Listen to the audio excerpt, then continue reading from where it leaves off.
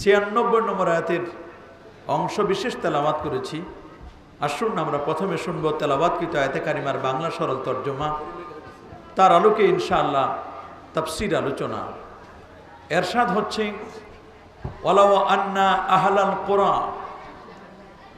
আর যদি জনপদের মানুষগুলো আমানু ওয়াত্তাকাও, তারা যদি ঈমান আনয়ন করত এবং তাকওয়া অর্জন করত, তাহলে লাফাতাহনা আলাইহিম, আমি তাদের উপর উন্মোচন করে দিতাম, খুলে দিতাম, বারাকাতিম মিনাস সামাই ওয়াল আরদ, নভমণ্ডল এবং ভূমণ্ডল, আসমান এবং জমিনের যত বরকতের যত দরজা আছে, বরকতের যত বিষয় আছে, সমস্ত বিষয়গুলো আমি তাদের জন্য উন্মুক্ত করে দিতাম, উন্মোচন করে দিতাম, খুলে দিতাম।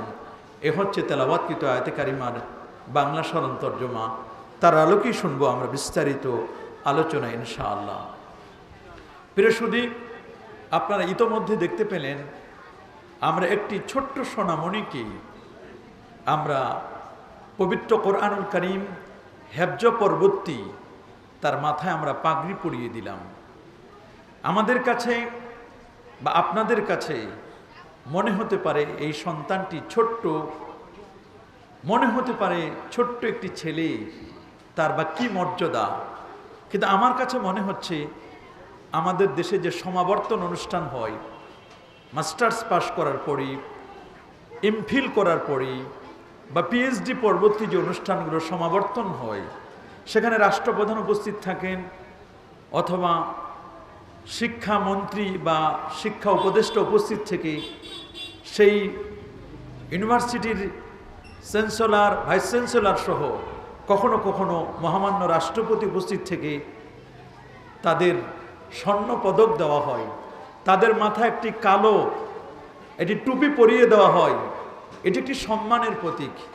আমি তো মনে করি আজকে যে ছেলেটিকে আমি তার মাথায় পাগড়ি পরিয়ে দিয়েছি, আমার কাছে মনে হচ্ছে আমি তার মাথায় পাগড়ি পরে দেই নাই, মনে হচ্ছে লৌহে মাহফুজের মাথায় আমরা পাগড়ি পরিয়ে দিলাম।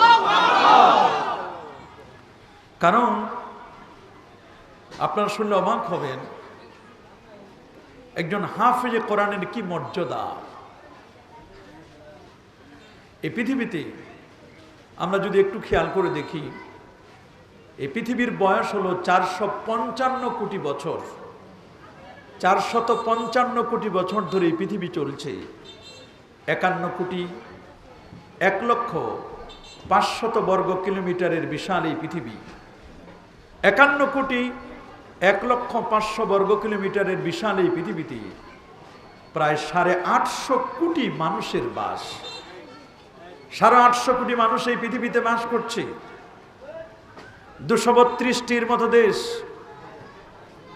59টি মুসলিম দেশ। 59টি মুসলিম দেশে আল্লাহর কোরআন থাকবার কথা, প্রিয় নবীজির সুন্নতে মুআত্তারা, সুন্নতে মুতাহহারা, প্রেমময় এবং সুগন্ধিময় সুন্নত গুলো থাকবার কথা। কিন্তু আপনারা শুনলে অবাক হবেন, আল্লাহর কোরআনের গবেষণা চলছে আজকের এই পৃথিবীর প্রায় 184টি রাষ্ট্রে। আল্লাহু আকবার বলেন। জাপান বলুন, জার্মান বলুন, থাইল্যান্ড বলুন, ফিলিপাইন বলুন, অস্ট্রেলিয়া বলুন, কানাডা বলুন, পৃথিবীর সূর্য উদয়ন থেকে নিয়ে অস্তাচল পর্যন্ত এমন কোনো জায়গা আপনি খুঁজে পাবেন না যেখানে আল্লাহর কোরআনের গবেষণা চলছে না। আল্লাহু আকবার। আমরা দেখতে পাচ্ছি বেশ কিছুদিন আগে বা কয়েক মাস আগে, কয়েক বছর আগে আমরা শুনতাম যে আল্লাহর কোরআনকে অবমাননা করেছে অন্য কোন রাষ্ট্র। আমাদের প্রিয় মাতৃভূমির নামটি খুব কম এসেছে, কিন্তু আমরা রিসেন্টলি শুনতে পেলাম যে আল্লাহর কোরআনের অবমাননা এবং পা দিয়ে আল্লাহর কোরআনকে লাথি মেরে, নাউজুবিল্লাহ, আল্লাহর কোরআনকে লাথি মেরে ইউনিভার্সিটির একজন শিক্ষার্থী, যদিও ইউনিভার্সিটি কর্তৃপক্ষ বলছে ছেলেটির ব্রেন নষ্ট, তা ছেলেটির যদি ব্রেন নষ্ট হয়, একটি পাগল ছেলে কিভাবে এত বড় একটি ইউনিভার্সিটিতে ভর্তি হয়, তাহলে কি আমরা ধরে নিব তাদের ইউনিভার্সিটি কি পাগলাগারত? মাথা নষ্ট হলে সে তো ওল্ড টেস্টামেন্টের উপরে কোনো বাজে মন্তব্য করে নাই, নিউ টেস্টামেন্টের উপর বাজে মন্তব্য করে নাই, শ্রীমত ভগবান গীতার উপর বাজে মন্তব্য করে নাই, সে তো মহাভারত রামায়ণ এগুলোর উপরে বাজে মন্তব্য করে নাই। সে কেমন পাগল, বুঝে শুনে জেনে শুনে যেটি আল্লাহর আখেরি কালাম পবিত্র কোরআনুল কারীম, আল্লাহু আকবার, সেই কোরআনের ব্যাপারে বাজে মন্তব্য করলো এবং পা দিয়ে আল্লাহর কোরআনকে লাথি মেরেছে। আমি মনে করি যেই পা দিয়ে আল্লাহর কোরআনকে লাথি মারে, এই পা এই জমিনে চলার যোগ্যতা হারাই ফেলে। কথা বলুন, জোরে বলুন। তবে শুনে নাও, আল্লাহর কোরআন এটি মহাবিশ্বের মহাবিস্ময়কর একটি কিতাব। এই কোরআনকে যদি কেউ এই জমিন থেকে মাইনাস করতে চায়, আল্লাহর কোরআনকে যদি কেউ এই জমিন থেকে মিটাই দিতে চায়, আল্লাহর আখেরি কালামকে এই জমিন থেকে কেউ মিটাই দিতে পারবে না। রব্বুল আলামিন পবিত্র কোরআনুল কারীমের 28তম পারা সূরাতুস সফে জানান দিচ্ছেন, ইউরিদুনা লিয়ুতফিউ নূরাল্লাহি বিআফওয়াহিহিম ওয়াল্লাহু মুতিম্মু নূরিহি ওয়ালাউ কারিহাল কাফিরুন। আল্লাহু আকবার। ইউরিদুনা, তারা চায়, লিয়ুতফিউ নূরাল্লাহ, আল্লাহর নূরকে তারা নির্বাপিত করবে, বিআফওয়াহিহিম, তাদের মুখের ফুৎকার দিয়ে। আপনারা বলুন, আল্লাহর কালামকে কি মুখের ফুৎকার দিয়ে নিভিয়ে দেওয়া যায়? কেউ কখনো পেরেছে? পারবে? কখনো পারে নাই, কখনো পারবেও। এই কোরআনকে মুখের ফুৎকার দিয়ে নিভিয়ে দেওয়া যাবে না। আল্লাহু মুতিম্মু নূরিহি, আল্লাহ তার নূরকে পূর্ণতা দানকারী, ওয়ালাউ কারিহাল কাফিরুন, যদিও কাফিররা এটাকে অপছন্দ করে।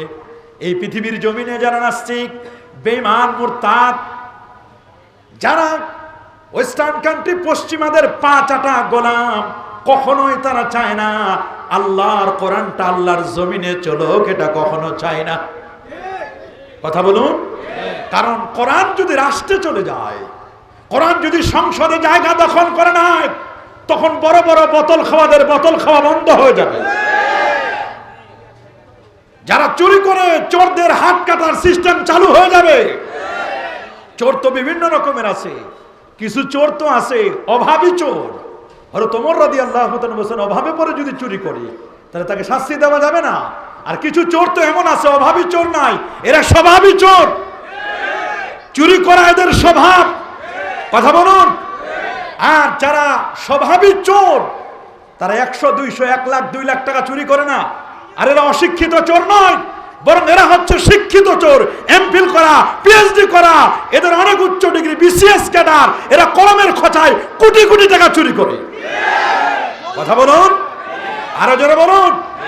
আল্লাহর কোরআনটা যখন সংসদে যাবে, কোরআনের আইন যখন সংসদে চলবে, এ কোরআন শুধুমাত্র মসজিদ আর মাদ্রাসার 4 দেওয়ালের মধ্যে সীমাবদ্ধ নয়, কোরআনকে সংসদ পর্যন্ত পৌঁছে দিতে হবে। কথা বলুন। নাকি শুধু মাহফিলের মধ্যেই, মসজিদের মধ্যে সীমাবদ্ধ, 4 দেওয়ালের মধ্যে সীমাবদ্ধ নয়। আল্লাহর কোরআনটাকে পাকের ঘর থেকে নিয়ে পার্লামেন্ট পর্যন্ত কোরআনকে যদি পৌঁছাতে পারি, তবে এই কোরআন অ্যাক্টিভ হবে।